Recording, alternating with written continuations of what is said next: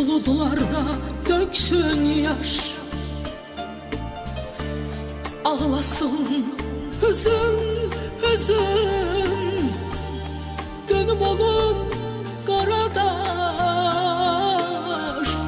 seni unutmaq üçün.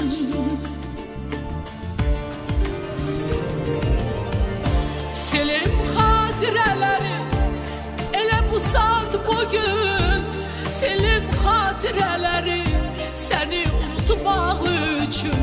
Selim xatirələri elə bu saat bugün, selim xatirələri səni unutmaq üçün. Aramıza yol çək, səni görməsin gözüm, ayrılığa qol çəkib səni unutmaq üçün. Aramıza yol çək, səni görməsin gözüm, ayrılığa qol çəkib səni unutmaq üçün.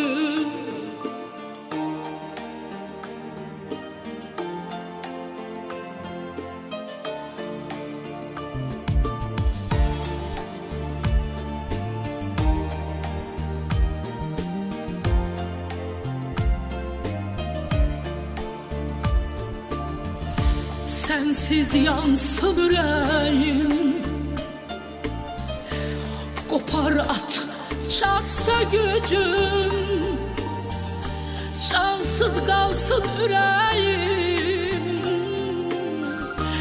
səni unutmaq üçün.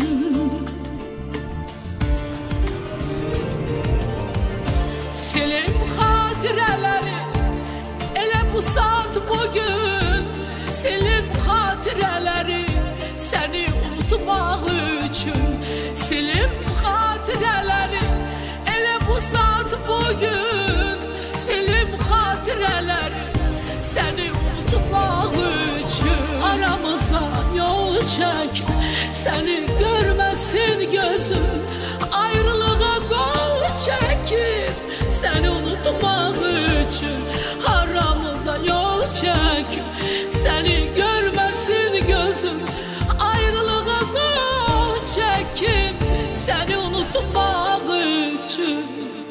Sensiz yansın ürəyim, qopar at çatsa gücün, cansız qalsın ürəyim səni unutmaq üçün. Cansız qalsın ürəyim səni unutmaq